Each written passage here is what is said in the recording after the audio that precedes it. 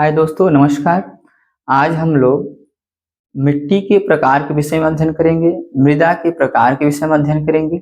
हम लोग मृदा संसाधन पढ़े हुए हैं और मृदा संसाधन कितने प्रकार का है ये भी हम लोग जाना। अब हम लोग बारी बारी से उनके प्रकार के विषय में अध्ययन करेंगे।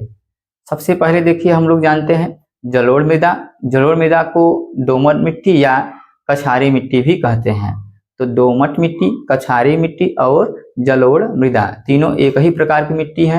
एक मिट्टी के अलग अलग नाम हैं। चलिए हम लोग शुरुआत करते हैं कि जलोढ़ मृदा क्या होती है, दोमट मिट्टी और कछारी मिट्टी के विषय में हम लोग अध्ययन करेंगे। ये तीनों एक ही हैं, अलग अलग नाम है एक मिट्टी के। देखिए हम लोग मानचित्र में देखते हैं।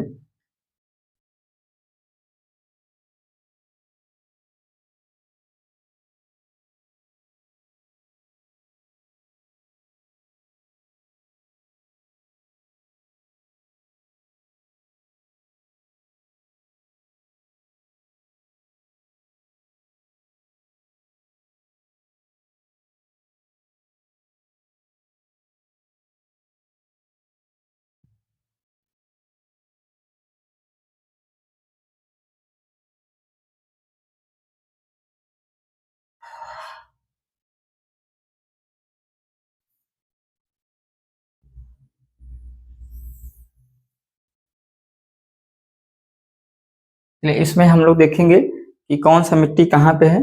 देखिए ये जो है, थोड़ा सही से बना देते हैं ये।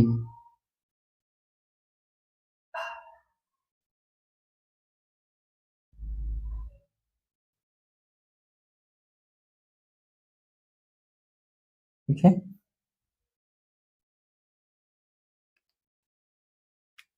देखिए ये जो है यहाँ से यहाँ तक हमारा पर्वतीय मिट्टी था। इसको पर्वतीय मिट्टी, पर्वतीय मृदा। और ये जो एरिया थोड़ा गुजरात और राजस्थान से लेते हैं, इसको मरुस्थली कहते हैं। मरुस्थली। और ये जो एरिया है यहाँ से यहाँ तक, इसको हम लोग कहते हैं जलोढ़ मृदा।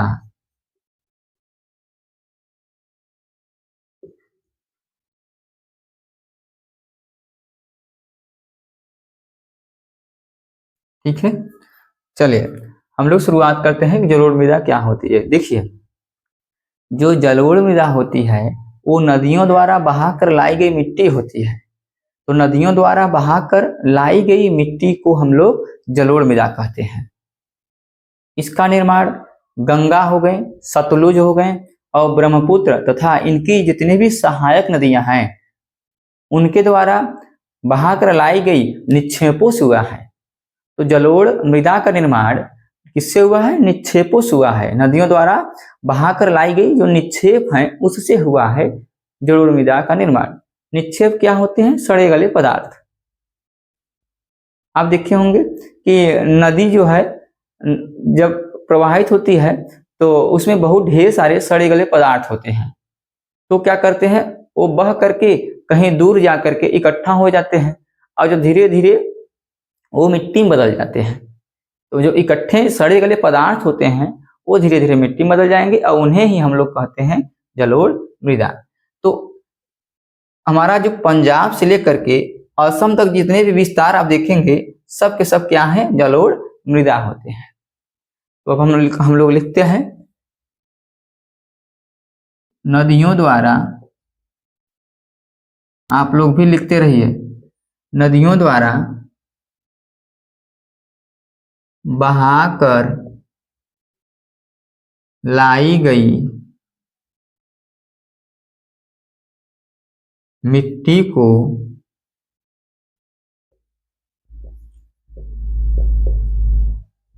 जलोढ़ मृदा कहते हैं।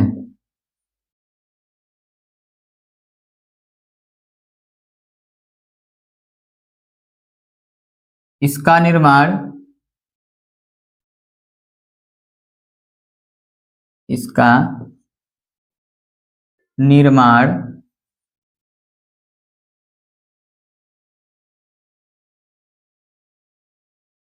सतलुज,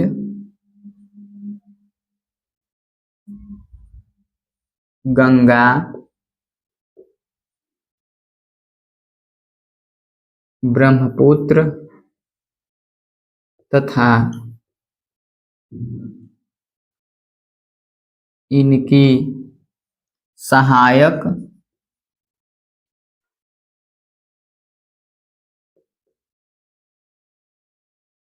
नदियों द्वारा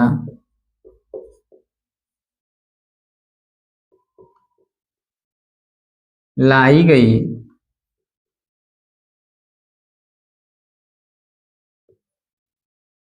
निक्षेपों से हुआ है। ठीक है, देखिए जो जलोढ़ मृदा है, जो दोमट मिट्टी है, वो गंगा, सतलुज, ब्रह्मपुत्र तथा इनकी जितनी भी सहायक नदी है उनके द्वारा लाई गई निक्षेपों से हुआ है। अब इनके हम विस्तार के विषय में जानेंगे हम लोग। इनका विस्तार या इसका विस्तार, इसका विस्तार कहां से कहां तक हुआ है? पंजाब से लेकर के असम तक, पंजाब से लेकर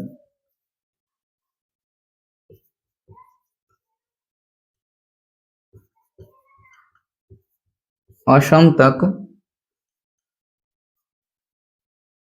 हुआ है। ठीक है, इनका जो विस्तार है पंजाब से लेकर के असम तक हुआ है। तो पंजाब से लेकर के असम तक जितने भी मृदा हैं सब हमारे जलोढ़ मृदा होती हैं। आगे हम लोग देखेंगे, देखिए जलोढ़ मृदा को हम लोग दो भागों में विभाजित करते हैं। पहला है बांगर और दूसरा खादर। ठीक है, तो इनको दो भागों में विभाजित किया जाता है। जलोढ़ मृदा को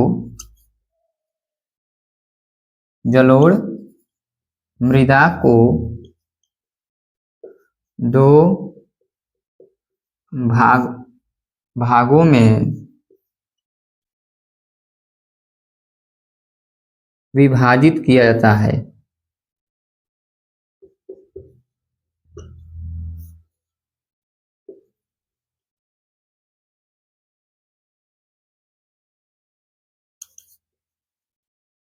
देखिए कौन कौन से हैं भैया? पहला भाग जो है हमारा, उसको कहते हैं हम लोग बांगर। क्या कहते हैं? बांगर कहते हैं। और जो दूसरा होता है उनको हम लोग खादर कहते हैं। क्या कहते हैं? खादर। ठीक है, बांगर और खादर।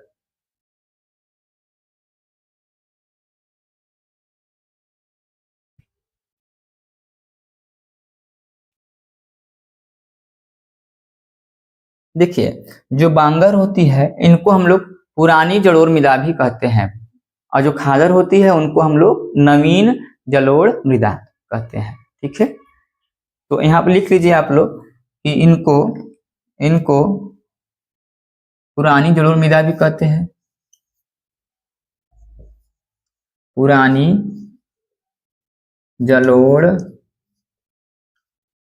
मृदा, और इनको हम लोग नवीन जलोढ़ मृदा कहेंगे। नवीन जलोढ़ मृदा कहेंगे। देखिए बांगर ऊंचे वाले क्षेत्रफल को कहेंगे, ऊंचे वाले स्थान को हम लोग बांगर कहते हैं। जहां पर बाढ़ की संभावना नहीं होती है, जहां पर बाढ़ कभी कभार आता हो, तो उन्हें हम लोग कहेंगे बांगर। बांगर में जो मिट्टी होती है वो कम उपजाऊ होती है। तो यहाँ पर मोटे अनाज होते हैं, जैसे ज्वार हो गया, बाजरा हो गया, ये सब बांगर में होते हैं। बांगर में बाढ़ की संभावना नहीं होती है। ठीक है, तो यहाँ लिख लीजिएगा कि ऊंचे वाले स्थान, यहाँ लिखेंगे ऊंचे वाले स्थान जहां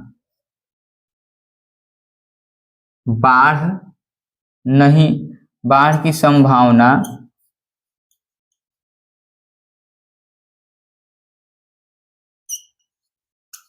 नहीं होती है। ठीक है, जहां पे बाढ़ की संभावना नहीं होती है। ये कम उपजाऊ होते हैं, कम उपजाऊ होते हैं।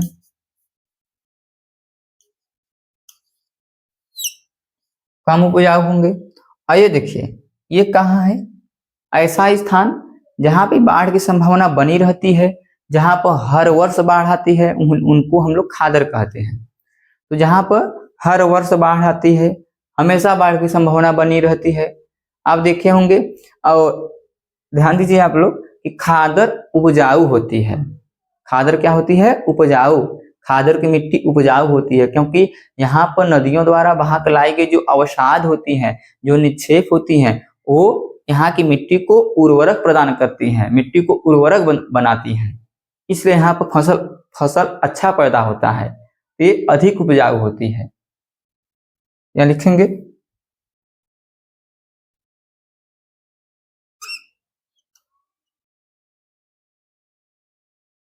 ऐसा स्थान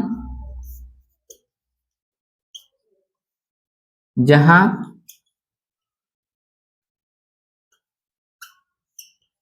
बाढ़ की संभावना होती है,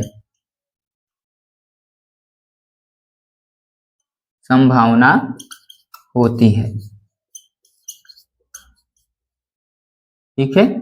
और ये उपजाऊ होते हैं। क्या होते हैं? ये उपजाऊ होते हैं, उपजाऊ होते हैं। इनको हम लोग बोलेंगे खादर। ठीक है। खादर हमारा क्या होता है? उपजाऊ।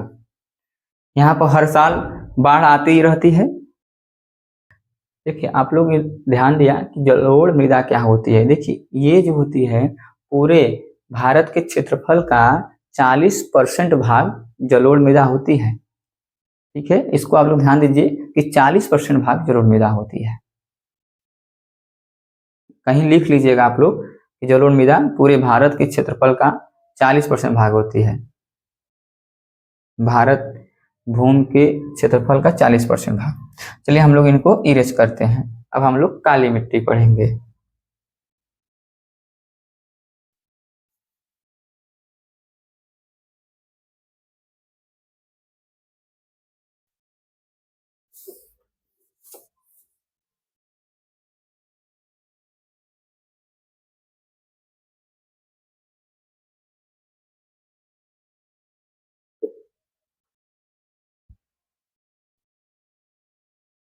लिए हम लोग काली मिट्टी की शुरुआत करते हैं। काली मृदा। देखिए काली मृदा को रेगूर मिट्टी भी कहते हैं, रेगूर मिट्टी। तो काली मृदा को रेगूर मिट्टी के नाम से भी जानते हैं। देखिए अब यहाँ हम मानचित्र में देखेंगे कि काली मृदा कहाँ से कहाँ तक होती है। देखिए ये काली मृदा हमारा यहाँ तक कि जितने भी भाग होते हैं ये काली मृदा होती हैं। ठीक है, तो ये हमारा क्या होती है? काली मृदा।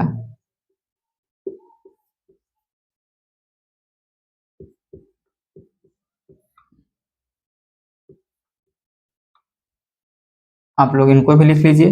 ये जो होती है ये, इनको हम लोग लाल पीली मिट्टी भी कहते हैं। ये लाल पीली मिट्टी होती है, लाल पीली मृदा।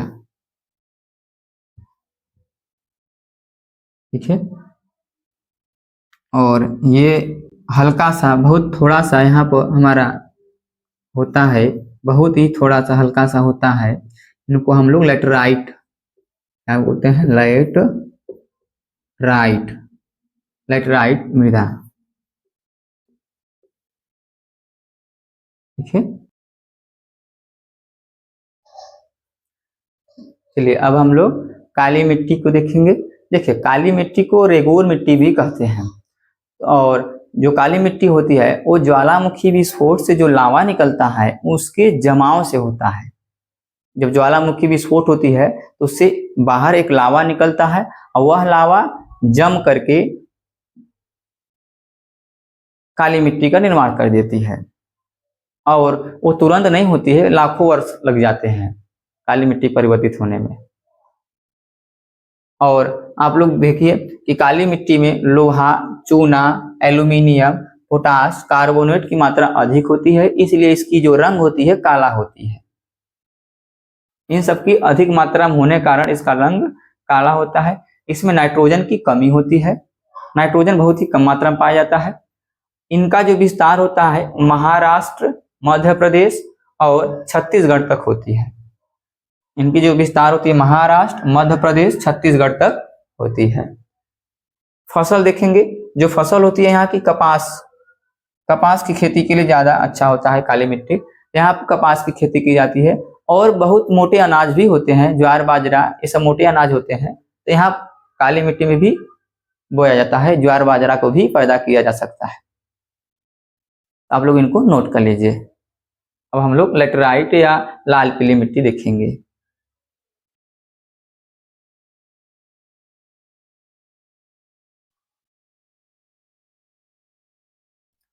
चलिए अब हम लोग लाल पीली मिट्टी के विषय में अध्ययन करेंगे।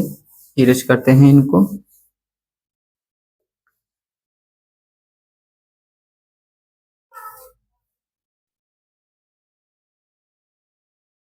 चलिए अब हम लोग लाल पीली मिट्टी के विषय में चर्चा करते हैं। तीसरा हमारा है लाल पीली मिट्टी, लाल पीली मृदा कहिए या मिट्टी,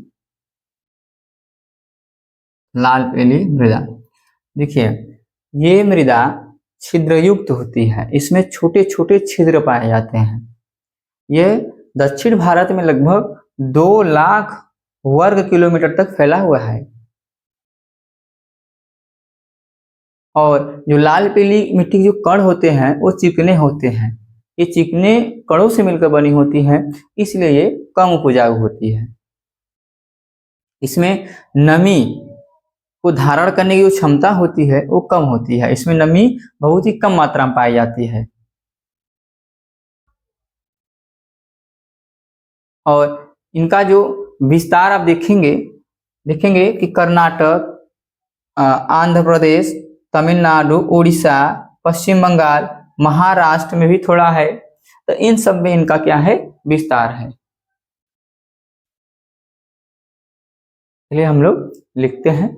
इसमें जो फसल होती है आप लोग देखेंगे कि इसमें मोटे अनाज पैदा होते हैं, जितने भी दलहन होते हैं वो होते हैं, जैसे ज्वार बाजरा, दलहन, तंबाकू, मूंगफली, ये सब इसमें पैदा होता है।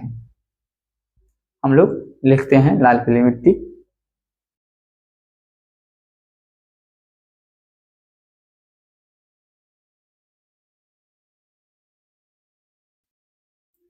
आप लोग इनको नोट कर लीजिए। और आज हम 3 ही मिट्टी देखें, और जो 3 मिट्टी बचे हुए हैं उनको हम लोग अगले दिन देखेंगे। और आप लोग पहले लाइक और सब्सक्राइब जरूर करिए, तो इतना मेहनत कर रहे हैं, लाइक और सब्सक्राइब तो बनता ही है। और आप लोग कम से कम 2 लोगों को जरूर शेयर करिए। आप लोगों की ज़िंदगी में कम से कम 2 लोग तो होंगे ही, दोस्त या कोई रिलेशन के, पढ़ने वाले जो भी हों, सबको आप शेयर करिए, ठीक है। और देखिए मृदा संसाधन बहुत ही महत्वपूर्ण है, ये परीक्षा में कई बार पूछा जाता है, कई बार पूछा भी गया है। तो मृदा संसाधन तथा इसके वर्गीकरण आपको अच्छे से पढ़ने हैं। तो जो 3 प्रकार की मिट्टी और बचे हुए हैं उनको हम लोग अगले पार्ट में देखेंगे।